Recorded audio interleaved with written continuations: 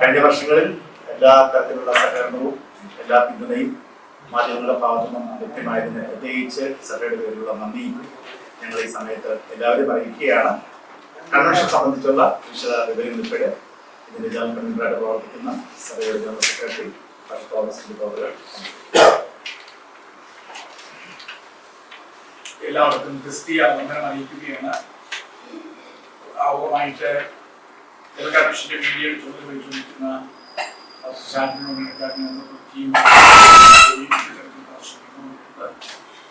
ചില കാര്യങ്ങൾ ഉറപ്പിച്ചുവല്ലോ. പ്രത്യേകിച്ച് വർഷങ്ങളായിട്ട് അസം സ്കോഡ് പ്രസ്ഥാനത്തോടുള്ള ബന്ധത്തിൽ എല്ലാ മാധ്യമപ്രവർത്തകരും ചെയ്യുന്ന എല്ലാ വിലപ്പെട്ട സഭാകൾക്കും പ്രത്യേകിച്ച് പ്രാരംഭത്തിൽ തന്നെ നന്ദി അറിയിക്കുന്നു.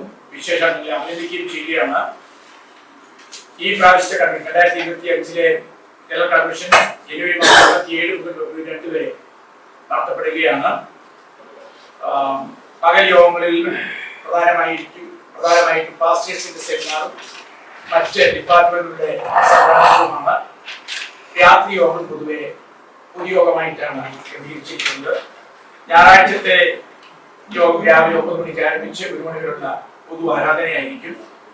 ഞായറാഴ്ചത്തെ മീറ്റിംഗിൽ ഏകദേശം 15,000-ഓളം പേര് സംബന്ധിക്കാനായിട്ടുള്ള സാധ്യതകളുണ്ട് ഞങ്ങൾ പ്രതീക്ഷിക്കുന്നു. എല്ലാ ദിവസങ്ങളിലൂടെ ഏകദേശം 1,00,000-ഓളം പേര് മീറ്റിംഗിൽ വന്ന് സംബന്ധിക്കുകയും പങ്കെടുക്കുകയും ചെയ്യുമെന്നാണ് ഞങ്ങൾ വിശ്വസിക്കുന്നത്.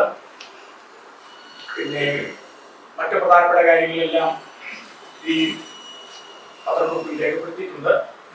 എന്തെങ്കിലും സംശയങ്ങളുണ്ടെങ്കിൽ നിങ്ങൾക്ക് ചോദിക്കാനേ ഉള്ളൂ.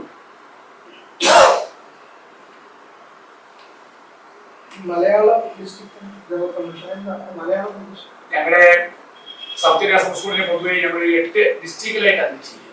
അതിൽ കേരളത്തില് തിരുവനന്തപുരം മുതൽ തൃശ്ശൂർ വരെയുള്ള 8 റവന്യൂ ജില്ലകൾ ഉൾപ്പെടുന്നതാണ് ഞങ്ങളുടെ ഈ ഡിസ്ട്രിക്ട് കൗൺസിൽ. മറ്റേത് മലബാറാണ്. ഞങ്ങൾ യഥാർത്ഥത്തിൽ ഡിസ്ട്രിക്ട് എന്ന് പറഞ്ഞു കഴിഞ്ഞാൽ ഈ കേരളത്തിന്റെ പകുതി ഭാഗമാണ്. ഞങ്ങൾ സാധാരണ ഞങ്ങളുടെ ഭരണ സംവിധാനം അനുസരിച്ചിട്ട് സൗത്ത് ഇന്ത്യ സംസ്കൂളിനെ അല്ലെങ്കിൽ ഓൾ ഇന്ത്യ മൊത്തത്തിലായിട്ട് ഇന്ത്യ പുതിയ 3ആയി തിരിച്ചിട്ടുണ്ട്. അതിന്റെ ഒരു ഭാഗമാണ് സൗത്ത് ഇന്ത്യ സംസ്കൂൾ. സൗത്ത് ഇന്ത്യ എന്ന് പറയുമ്പോഴത്തേക്ക് പിന്നെ മദ്രാസ് അല്ലെങ്കിൽ ചെന്നൈ, പിന്നെ കർണാടക, മഹാരാഷ്ട്ര, ആന്ധ്ര ഈ സംസ്ഥാനങ്ങളെല്ലാം ചേർന്ന് അതിലൊരു പ്രധാനപ്പെട്ട ഭാഗമാണ് മലയാളം ഡിസ്ട്രിക്ട് കൗൺസിൽ. ഇതിനകത്ത് 8 റവന്യൂ ജില്ലകൾ ചേർന്നതാണ് ഈ കൗൺസിൽ. എന്തൊക്കെ പ്രശ്നങ്ങളില്ലായിരുന്നു അവിടെ ഈ കൺവെൻഷൻ നടത്തുന്നതിന്? എന്തോ കൺവെൻഷൻ നടത്തുന്നതുമായിട്ടുള്ള ബന്ധത്തിൽ പ്രശ്നങ്ങളൊന്നും ഉണ്ടായിട്ടില്ല. വാങ്ങിച്ച സമയത്ത് പിന്നെ മണ്ണിട്ട് നേരത്തിനുള്ള ബന്ധത്തിലുള്ള കേസുണ്ടോ ഇപ്പോഴും?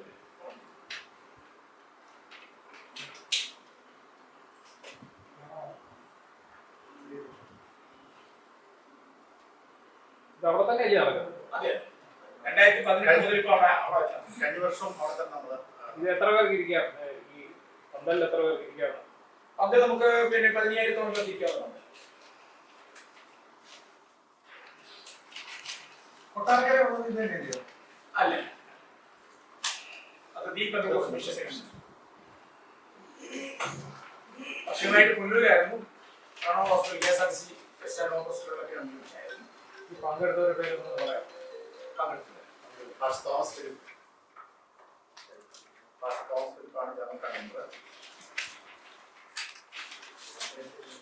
ഷാജൻ ജോൺ ഇടയ്ക്കാട്, രണ്ടാമത് Shajan John Edakkad, Johnson Joy,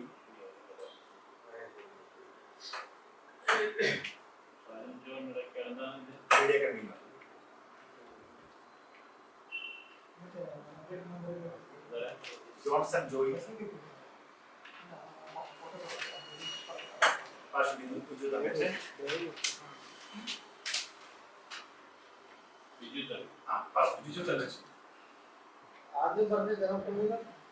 Thomas general കൺവീനറും സഭയുടെ ജനറൽ സെക്രട്ടറിയുമാണ്. ജനറൽ സെക്രട്ടറി സമാപനം 2-ാം തീയതി എത്ര മണി? രാവിലെ 9 മണി മുതൽ ഉച്ചയ്ക്ക് 1 മണി വരെയുള്ള സമയമാണ്. അതിനകത്ത് പ്രധാനമായിട്ടും നടക്കുന്നത് തിരുവനന്തപുരം, തൃശ്ശൂർ വരെയുള്ള എല്ലാ സഭകളുടെയും സംയുക്ത ആരാധന. അന്ന് പ്രാദേശികമായിട്ടുള്ള സഭകളുടെ ആരാധന ഒഴിവാക്കിയിട്ട് എല്ലാവരും ഇവിടെ വരുന്ന രീതിയിൽ കേരളത്തിൽ വരാൻ പറ്റത്തില്ല. അതാണ് ഒരു കൺസെപ്റ്റ്.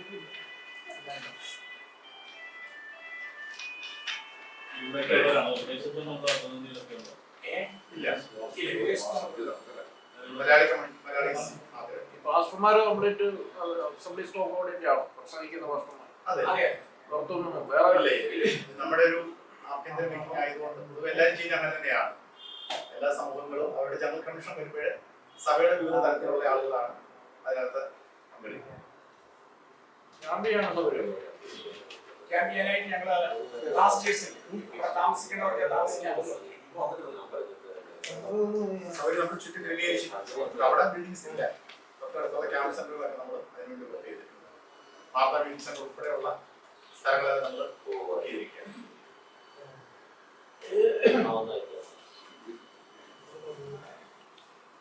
Okay, thank you.